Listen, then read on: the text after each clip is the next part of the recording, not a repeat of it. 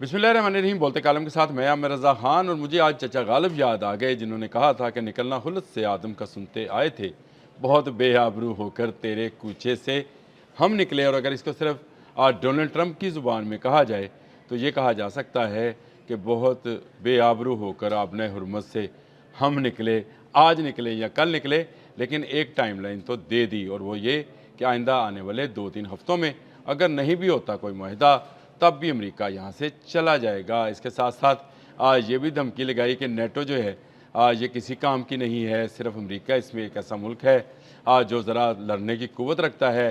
फिर ये कहा कि फ़्रांस और इंग्लैंड को अगर आपने हुर्मत से तेल चाहिए तो जाकर खुद ले लें, मैं इनकी हिफाजत के लिए यहाँ नहीं बैठ सकता। बैठ भी कैसे सकते थे जबकि ईरान ने इस बुरी तरह से ठोका है उसके तमाम उन ब्यूटीफुल आर्मेडास को, जिनके बारे में ये कहता था कि ये दुनिया के जदीद तरीन जो हैं वो बहरी जहाज़, या इसको इस तरह से समझे कि समंदर में तैरते हुए फ़ौजी अड्डे हैं, जहाँ पर एयर बेस भी मौजूद है और मेरीन्स की रहाइश के लिए यानी 6-6, 8-8 हज़ार मेरीन्स जो हैं बेशक वक्त वहाँ पर मौजूद होते थे। हेलीकॉप्टर्स, मिसाइल्स, फाइटर प्लेन्स, क्या कुछ नहीं था। लेकिन आज जराल्ड फोर्ड अपनी आखिरी सांसें वेंटिलेटर पर क्रोशिया की बंदरगाह पर ले रहा है, उसको यूरोप ले जाया गया है।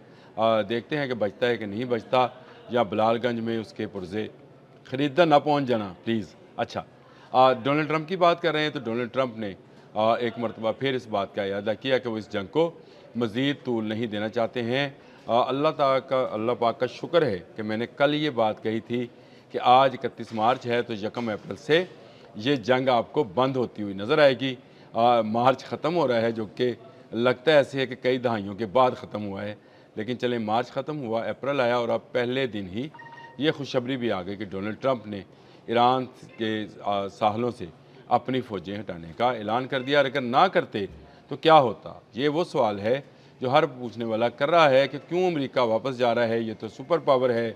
अगर ये वापस नहीं जाएगा तो अरब ममालिक के साथ मुआहदात टूट जाएंगे। याद रखिएगा, तमाम अरब ममालिक जो रिलाई करते थे कि अमेरिका उनकी पुश्त पर मौजूद है और वो जो है उनको बचा कर रखेगा, जब भी उस पर हमला होगा तो अमेरिका उसकी जो है हिफाजत करेगा। लेकिन ये तमाम नज़रियात ईरान ने तने तनहा ना सिर्फ बर्बाद कर दिए, बल्कि आज के दिन तक जब मैं आपसे बात कर रहा हूँ उस वक़्त तक ईरान मुसलसल हमले कर रहा है।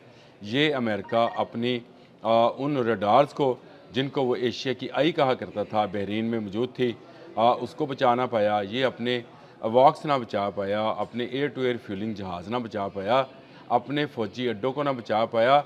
वो दुबई और सऊदी अरब और इसी तरह बहरीन, कुवैत, इराक़ की क्या हिफाजत करता। तो यूँ एक के बाद एक ये ढेर होते चले गए, और ईरान जो है वो ना सिर्फ पूरी आबनाए हरमुज़ पे इस वक्त तक काबिज़ है, बल्कि अब वो तो बाब मंदब जो है जो कि बहरा अहमर में एक अहम गुज़रगाह है, समुद्री गुज़रगाह, उसको भी बंद करने पर आ गया है। हौसी और हिज़्बुल्लाह ने वो काम कर दिखाया कि इसराइल को नाको चने चबवा दी। और इस वक्त नेतन्याहू जो हैं वो ये रोना रो रहे हैं कि उनके इसराइल को बचाने वाला भी कोई नहीं है। और उन्होंने कल दुहाई दी है कि शायद जो उनका नया इतिहाद है, अरब ममालिक की वो बात कर रहे थे, ख़त्े में नया इतिहाद जो है ये ईरान का मुकाबला कर सकता है। तो ये अरब इतिहाद अब इसमें वो जान बाकी नहीं रही है। अगर अमेरिका ये ऐलान नहीं करता है कि वो यहाँ से जा रहा है, तो फिर इसके तमाम अड्डे और तमाम फ़ौजी जो हैं, और उसका नया जॉर्ज डब्ल्यू बुश, मुझे इस पर अलग से व्लॉग करना है,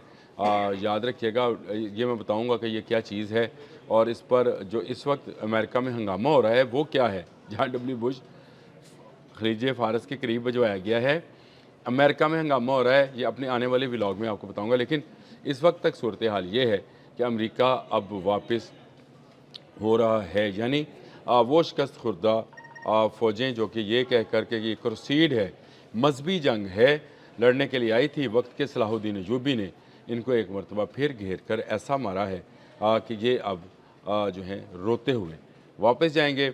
चाहते ये थे कि कुछ ऐसे मुज़ाकरात हो जाएं जिससे फ़तह का ऐलान हो जाए कि अमेरिका ने जो कुछ हासिल करना था वो कर लिया, गो के एक चीज़ भी हासिल ना कर पाए, ना रजीम चेंज हुई, ना मिज़ाइल क़ुव्वतें जो मिज़ाइल सिटीज़ थे वो ख़त्म हो पाए, और ना उसका न्यूक्लियर प्रोग्राम जो है मुकम्मल तौर पर तबाह हो चुका। हाँ, डोनाल्ड ट्रंप ये ज़रूर कहते हैं कि ये 4-5 साल आगे चला गया है, लेकिन ये 4-5 माह भी आगे नहीं जाएगा। पूरी रशियन स्टेट मशीनरी जो है, इन तमाम होने वाले नुकसान को दिनों में रिपेयर कर कर दोबारा से खड़ा कर देगी, जिस तरह से आपने 2025 जून की जंग में देखा। 12 रोज़ जंग में भी यही कहा गया था कि तमाम एटमी रिएक्टर्स जो ख़त्म कर दिए गए थे, वो चंद माह बाद ही दोबारा से यूरेनियम की अफसरदगी में जो है वो मशगूल हो गए। ना सिर्फ मशगूल हुए बल्कि बिजली की पैदावार भी शुरू कर दी, और ईरान जो है 60% से ज़्यादा 400 किलोग्राम यूरेनियम जो है, जिससे 10 एटम बम एटमी वार हेड्स बनाए जा सकते हैं, एटम बम ही कह लें उसको, एटमी वार हेड्स बनाए जा सकते हैं, उसको वो बचाने में और छुपाने में कामयाब हो गया। बहुत सारी धमकियाँ इस पूरी जंग के दौरान हम सुनते रहे। अमेरिका बहुत सारे दावे करता रहा, क्रूसेड के टैटूज़ जो हैं पेट हैक्सत अपने जिस्म पर शो करते रहे और ये कहते रहे कि हम जंग जीत रहे हैं। जंग लफ्ज़ों से नहीं, जंग अमलों से जीती जाती है। यानी अमलन आपने ईरान की 1 इंच ज़मीन नहीं ली, लेकिन अमलन ये है कि आपने हरमुज़ पर इस वक्त ईरान काबिज़ है। वो पानी जो कि इंटरनेशनल वाटर चलाते थे, जहाँ से बासानी जहाज़ आया जाया करते थे, अब वो ईरान की मर्ज़ी के बगैर एक कदम नहीं बढ़ा सकेंगे। जहाज़ गुज़रे ज़रूर हैं, रशिया का, चाइना का और पाकिस्तान के। ये वो जहाज़ हैं जो यहाँ से, ग्रीस का भी एक जहाज़ गुज़रा है जिसको गुज़रने की इजाज़त ईरान ने दी है। तो यूँ आपने हरमुज़ जो है वो आज के दिन तक, जब मैं आपसे बात कर रहा हूँ, अमेरिका इस पर कब्ज़ा नहीं कर सका। रजीम चेंज का नारा लगाया, अली ख़ामनेई को शहीद किया, लेकिन रजीम चेंज ना हुई। मुज्तबा ख़ामनेई जो है, उनके बेटे उसी अज़म के साथ, उसी हौसले के साथ, उसी जज्बा शहादत के साथ इस वक्त ईरान में मौजूद हैं। सदर मसूद पज़ेश्कियान मौजूद हैं, उनके जो वज़ीर ख़ारजा हैं वो अब्बास अराग़ची वो मौजूद हैं, और कालिबोफ उनके स्पीकर जो हैं वो मौजूद हैं। असम्बली से इजलास हो रहा है और उन्होंने बाकायदा कानून पास किया, $20 लाख तो वेसल्स ले जाओ। ये वो सारी सूरत हाल है जिसमें अमेरिका अब अपनी शिकस्त का वाज़िया ऐलान कर रहा है और कह रहा है कि 2-3 हफ्तों से ज़्यादा वो ईरान जंग को जारी नहीं रखेगा और ईरान से वापस चला जाएगा। यानी ईरान की तरफ जो उसने पेशकदमी कर रखी थी वो ख़त्म हुई। वो जो मुहासरा करना चाह रहा था ये ख़त्म हुआ। अगले 2-3 हफ्तों में क्या होगा, मैं ज़्यादा से ज़्यादा ये समझता हूँ कि अमेरिका जो है चाहता ये है कि अब मेरी फ़तह का नहीं तो बराबरी की सतह पर कोई ऐसा ऐलान हो जाए जिससे उसकी इज़्ज़त रह जाए।